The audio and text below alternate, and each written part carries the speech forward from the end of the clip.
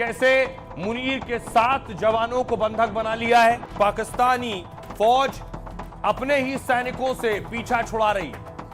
मुनीर ने अपने फौजियों को मरने के लिए छोड़ दिया है। एक और बड़ी खबर, बीएलए ने मुनीर सेना को रुला दिया है। बलूच लिबरेशन आर्मी ने, आपको मैंने दिखाया था कि कैसे मुनीर के 7 जवानों को बंधक बना लिया है। पाकिस्तानी फौज अपने ही सैनिकों से पीछा छुड़ा रही।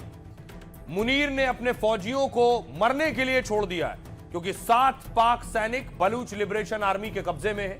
उनकी जान बचाने के लिए मुनीर के पास बस 2 दिन बचे, वरना बीएलए बंधक पाक सैनिकों को फांसी पर लटका सकता है, क्योंकि बीएलए ने पाक फौज को 7 दिन का अल्टीमेटम दिया था। बीएलए ने कहा था 22 फरवरी तक कैदियों की अदला बदली नहीं की तो बलूचिस्तान में बंधक पाक सैनिकों को फांसी पर लटका देगा। फांसी की डेडलाइन करीब है, लेकिन पाक सेना ने कुछ नहीं किया। दावा है कि पाक सेना ने यह मान नहीं रही है कि ये सैनिक उनके हैं, जिसके बाद बंधक पाकिस्तानी सैनिकों की हालत खराब हो गई है।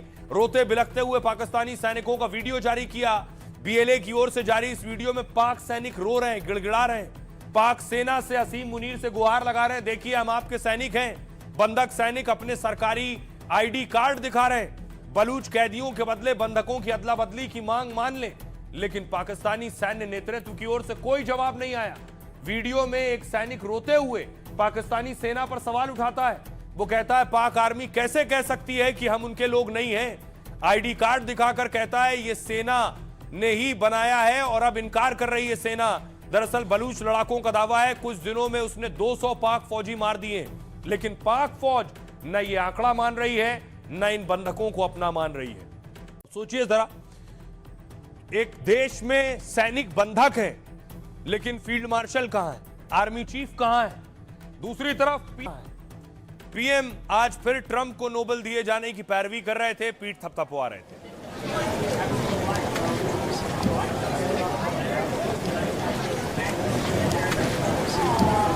और तस्वीर आई कि शहबाज ट्रंप के गले पड़ रहे थे।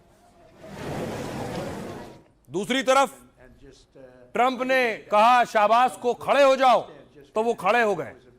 And just, I think you should actually stand. Come, please, stand just for a second. Pakistan and India, thank you very much. And I spoke to Prime Minister Modi. He's excited. He's watching us right now. तो Trump ने कहा खड़े हो जाओ, तो वो खड़े हो गए। दूसरी तरफ असीम मुनीर का अता पता नहीं है कि आखिर मुनीर कहां है। पाकिस्तानी सेना कह रही है ये हमारे लोग नहीं है।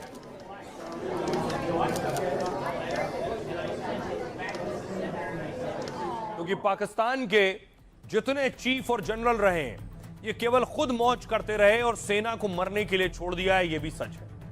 देखिए कैसे पाकिस्तानी फौज को मुल्क का सबसे बड़ा कारोबारी समूह भी कहते हैं, क्योंकि दावे के मुताबिक पाक सेना 100 से ज्यादा कारोबार चलाती है। अनुमान है कि पाक सेना ने ये 100 धंधे करीब 9 लाख करोड़ के हैं इनके धंधे। पाक लेखिका आयशा सिद्दीकी ने अपनी किताब में दावा किया है पाक सेना real estate, banking, dairy, cement समेत सारे धनी है। पाक आर्मी और उसके अफसरों पर भ्रष्टाचार के कई आरोप लग चुके हैं। हथियारों की खरीद और रियल एस्टेट में करप्शन से करोड़ों कमाते हैं। मुनीर की बात करिए, पाकिस्तानी फौज के मौजूदा मुखिया असीम मुनीर अरबों के मालिक हैं, लेकिन संपत्ति सिर्फ 7 करोड़ है, यही घोषित कर रखा है, लेकिन है कई गुना ज्यादा इससे, क्योंकि दावा है कि मुनीर करीब 100 से ज्यादा कंपनियों का मुखिया है। सेना और मुनीर के परिवार की ओर से ये कंपनियां चलाई जा रही हैं। हाल ही में रेयर अर्थ एलिमेंट को लेकर मुनीर और ट्रंप की बड़ी डील हुई थी। जनरल कमर जावेद बाजवा 2016 से 22 तक आर्मी चीफ रहे। बाजवा की संपत्ति 1270 करोड़ रुपए। पाक मीडिया के मुताबिक बाजवा के कार्यकाल में परिवार ने अरबों कमाए हैं। बाजवा की पत्नी आयशा अमजद की संपत्ति 0 से 220 करोड़ रुपए हो गई। बाजवा के बेटे और पत्नी के कराची, लाहौर में कई प्लॉट, घर और संपत्तियां हैं। बाजवा के बारे में भी दावा है कि उनकी लंदन और दुबई में कई संपत्तियां हैं। जनरल परवेज मुशर्रफ लंदन भाग के गए, वहीं मौत हुई। 2001 से 2008 तक पाक के राष्ट्रपति रहे मुशर्रफ के पास भी करोड़ों रुपए थे। चुनाव हलफनामे के मुताबिक तो मुशर्रफ की संपत्ति करीब 60 करोड़ थी, लेकिन दावा है उनके विदेशी खातों में 200 करोड़ से ज्यादा जमा थे।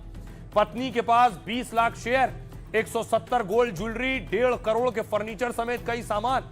अगला नाम है जनरल राहिल शरीफ। उनकी संपत्ति 1460 करोड़ बताई जाती है। इनमें लाहौर के पास में करीब 135 करोड़ की जमीन शामिल है। इसके अलावा लाहौर के डिफेंस हाउसिंग अथॉरिटी में 2 पेंट हाउस है उनके पास। सऊदी अरब में भी संपत्ति होने का दावा है, क्योंकि अभी रियाद में रहते हैं वो। अब आपको लिए चलता हूं एक और जंग के मैदान में, कैसे ट्रंप और खमनेई आमने सामने हैं। अब क्या होने जा रहा है अगला कदम? ट्रंप का आखिरी अल्टीमेटम सामने आ गया है। अब वाकई धमकी दे रहे हैं या कुछ करने भी जा रहे हैं। ये तस्वीरें देखिए, ईरान, रूस और चीन एक साथ युद्ध अभ्यास कर रहे हैं।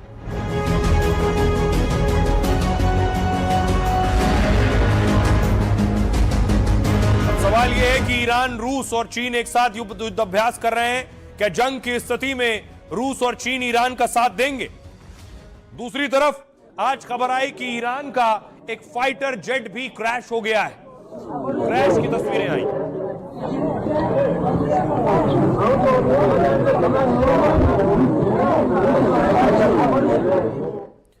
ईरान से जंग की अटकलों के बीच ट्रंप का अल्टीमेटम सामने आया है। ट्रंप ने ईरान को 10 दिन का अल्टीमेटम दिया। अमेरिकी मीडिया ने पहले इसी हफ्ते हमले का दावा किया था। अब ट्रंप ने एक बार फिर ईरान को समझौता करने को कहा है। ट्रंप ने फिर कहा, ईरान के पास परमाणु हथियार नहीं हो सकता है, क्षेत्रीय स्थिरता को खतरे में नहीं डाला जा सकता है। ईरान को अमेरिका के साथ एक सार्थक और मजबूत समझौता करना होगा, नहीं तो उसे गंभीर परिणाम भुगतने होंगे। ट्रंप का अल्टीमेटम ऐसे समय में आया है जब अमेरिका ने मिडिल ईस्ट में जंगी जहाज और हथियारों की संख्या बढ़ा दी है। अमेरिकी नेवी एयरक्राफ्ट कैरियर कई मिसाइल से लैस डिस्ट्रॉयर पहुंच चुके हैं। अमेरिकी एयरक्राफ्ट कैरियर मिडिल ईस्ट के करीब आ गया है और अमेरिका के साथ ईरान भी युद्ध को लेकर तैयार दिख रहा है। परमाणु कार्यक्रम पर बातचीत नाकाम होने पर युद्ध के लिए तैयार है। जंग की आशंका के बीच ईरान रूस के साथ युद्ध अभ्यास में जुटा हुआ है। रूस ने भी साफ कहा है कि वो ईरान के साथ है। साथ ही चीन ने भी ईरान का समर्थन किया है। उधर खमनेई ने बातचीत के बीच अमेरिका को धमकी दी है। अमेरिका अपनी जिस सैन्य ताकत का घमंड करता है उसे एक ही झटके में धराशायी किया जा सकता है। सुनिए जरा अमेरिकी राष्ट्रपति डोनाल्ड ट्रंप क्या कह रहे हैं। They cannot continue to threaten the stability. Iran के लिए क्या बुरा हो सकता है ये अभी नहीं बता सकता। हम ईरान के साथ एक समझौता करना चाहते हैं। हम किसी न किसी तरह समझौता कर ही लेंगे। मैं अभी इसके बारे में कुछ नहीं कह सकता, लेकिन इतना तय है कि या तो डील होगी या फिर ईरान के लिए दुर्भाग्यपूर्ण होगा। मुझे लगता है कि 10-15 दिन इसके लिए काफी हैं। ये काफी लंबा समय है। That doesn't happen. इजराइल पूरी तरह से तैयार है, किसी भी चुनौती का सामना करने को तैयार है। हम अमेरिका के साथ मिलकर काम कर रहे हैं। मैंने ट्रंप से ईरान को लेकर समझौते की बात कही थी। हम हर स्थिति के लिए तैयार हैं। और एक बात साफ है, अगर खामनेई ने कोई गलती की, ईरान ने इजराइल पर हमले की कोशिश की, तो ईरान को हम ऐसा जवाब देंगे जिसकी कल्पना भी उन्होंने नहीं की होगी। तो अमेरिका पहले कह चुका है कि नेतन्याहू अगर ईरान पर अटैक करते हैं तो अमेरिका उनके साथ पूरी तरह खड़ा होगा।